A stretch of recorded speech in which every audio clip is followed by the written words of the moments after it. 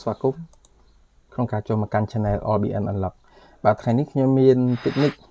និងវិធីខ្លះៗសម្រាប់ចែកជូនបងប្អូនในការប្រើប្រាស់ Unlock Tool បាទអញ្ចឹងដូចជា model ខ្លះយើងអត់ដឹងថា model នេះ support ជាមួយ Unlock Tool ឬក៏មិន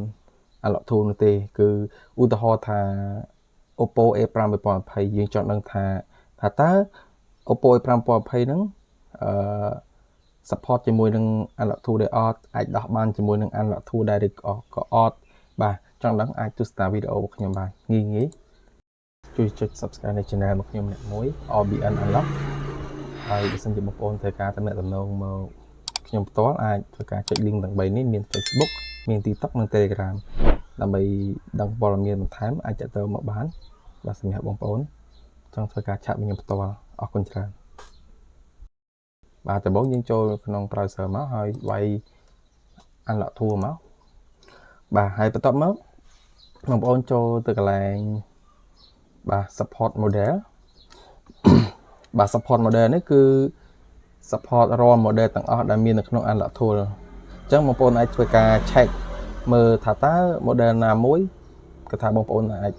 support អញ្ចឹងណា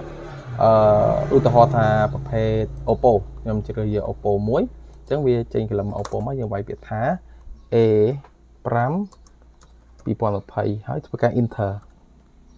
អញ្ចឹងនៅពេលដែលវា support គឺវា load បញ្ជាក់អីគឺ Oppo A5 2020 CPA 1931 CPA 1933ជាប្រភេទ Snapdragon Qualcomm ហ្នឹង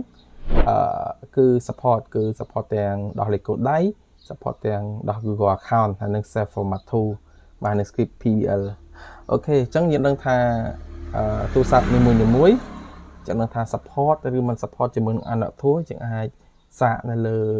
check នៅលើ website របស់ Unlock Tool តែម្ដងបាទអញ្ចឹងយើងអត់ទៅពិបាកសាកមើលសិនឬក៏ព្យាយាមមើលថាតើដាច់អត់បាទមិនបាច់ចាំព្យាយាមទេគឺអាចធ្វើការ search រក model នៅលើ Unlock Tool តែម្ដងចំណងថា support ឬក៏មិន support ដោះបានឬក៏ដោះមិនបានអាចឆែកនៅលើនេះតែម្ដងបាទហើយដូចជា Techno អញ្ចឹងបាទវាមាន Techno វាមាន model ច្រើនអញ្ចឹងណាអញ្ចឹងបងប្អូនអាចcheck មើលលើនឹងក៏បានឬក៏អាចខ្ជិល check ខ្ជិលអស់មើលអាច search យក model តែម្ដងក៏បានអញ្ចឹងអាច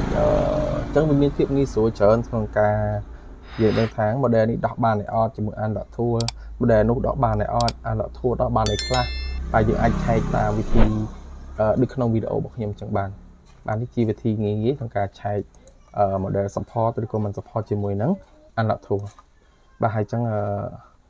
បងប្អូនអាចជួយ Subscribe នៅ Channel របស់ខ្ញុំម្នាក់មួយដើម្បីទទួលបានវីដេអូថ្មីៗនិងកលឹះថ្មីៗបន្តទៀតដែលខ្ញុំប្រាប់នៅវីដេអូបន្តទៀតបាទដូចជាមាន model ច្រើនណាស់ដូចជា Infinite បាទដូចជា Infinite អញ្ចឹងយើងឧទាហរណ៍ខ្ញុំយកវាយពាក្យថា Smart 8អូខេ Enter វាមកបាទអញ្ចឹងមានថា Smart 8ហ្នឹងគឺ X6525 ហ្នឹងបាទគឺ support ជាមួយ Unlock Tool គឺដោះទាំងលេខកូដដៃនិង Google account ផងដែរបាទអញ្ចឹងវាមានភាពងាយស្រួលច្រើនអញ្ចឹងបងប្អូនធ្វើការ check នៅលើ model Unlock Tool ហ្នឹងមកអានេះខ្ញុំនិយាយចំពោះតែបងប្អូនដែលប្រើ Unlock Tool ទេយើងអាច check model មកថាតើ model បងប្អូនដែលប្រើហ្នឹងឬក៏ដោះហ្នឹងsupport ជាមួយនឹង model ខ្លះទៅមកអាច check លើនឹងបានអញ្ចឹងណាបាទអញ្ចឹងវីដេអូនេះគឺមានតែប៉ុណ្ណឹងបាទខ្ញុំចង់ជូនបងប្អូនបាទជាចំណេះដឹងខ្លីៗបាទសូមអរគុណ